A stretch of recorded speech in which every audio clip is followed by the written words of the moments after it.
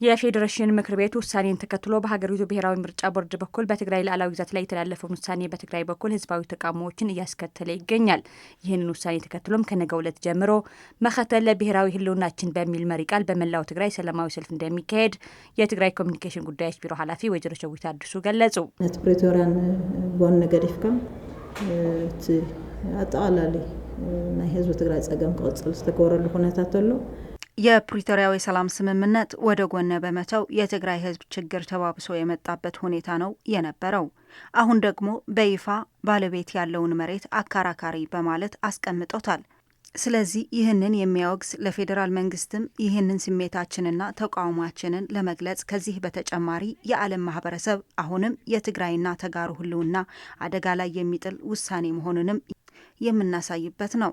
እንደ ትግራይና ተጋሩም ህልውናችንን ለማስቀጠል አሁን ላይ እየታየ ያለውን አንድነታችንን በማጽናት የፕሪቶሪያዊ ሰላም ስምምነት በሙሉነት እንዲተገበር ድምጻችንን የምናሰማበት ይሆናል። የዚህ ሰላማዊ ሰልፍ ዋና ዓላማም የትግራይ ህዝብ ለሰላም ያለውን ዝግጁነት፣ ስለ ሰላም እየከፈለ ያለውን ዋጋ የሚያሳይበትና የዓለም ማህበረሰብም ይህን በልኩ በመረዳት ከህዝባችን ጎን በመሆን የትግራይ ህዝብ ከዚህ ችግር በዘላቂነት እንዲላቀቅና የፕሪቶሪያዊ የሰላም ስምምነት በሙሉነት እንዲተገበር ጫና እንዲያደርግ የሚጠይቅ ፍትሐዊ የሆነ ሰላማዊ ሰልፍ መሆኑን የቢሮ ኃላፊዋ አክለው ገልጸዋል። ትማልን ሰላም ድልዋቲና ኔርና ህዝቡን ሰላም ቁርዋቲና ትላንትም ዛሬም ለሰላም ዝግጁ ነን። የዚህ ሰላማዊ ሰልፍ ዓላማም የዓለም ማህበረሰብ ድምጻችንን ሰምቶ በፕሪቶሪያዊ ሰላም ስምምነት መሰረት ፍትሐዊ የሆነ ውሳኔ ላይ እንዲደርስና እንደ ተጋሩ ህልውናችንን ለማስቀጠል ነው ይህ ሰላማዊ ሰልፍ እየተካሄደ ያለው። በትግራይ በሁሉም አቅጣጫ ያለው ህዝባችንና ተፈናቃይ ወገናችንን እንዲሁም በመላው ዓለም የሚገኙ የትግራይ ተወላጆች በዚህ ሰላማዊ ሰልፍ እንዲሳተፉ ጥሪያችንን እናቀርባለን።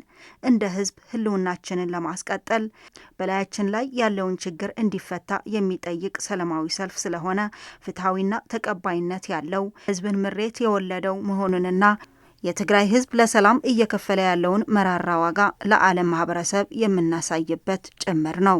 የፕሪቶሪያው የሰላም ስምምነት አደራዳሪዎችና ስለ ሰላም ይገደናል የሚሉ የዓለም ማህበረሰብ በሙሉ ድምጻችንን በመስማት ከትግራይ ህዝብ ጎን በመሰለፍ ዘላቂ ሰላምና መረጋጋት የሚሰፍንበት ሁኔታ እንዲፈጠር የበኩሉን ሚና እንዲወጣና የፌዴራል መንግስትም ይህንን ሰላማዊ ሰልፍ በቅንነት በመረዳት በፕሪቶሪያ የተፈረመውን የሰላም ስምምነት ሰነድ በሙሉ እንዲተገብርም የትግራይ ኮሚኒኬሽን ጉዳዮች ቢሮ ኃላፊዋ ወይዘሮ ሸዊት አዲሱ ጥሪ አቅርበዋል።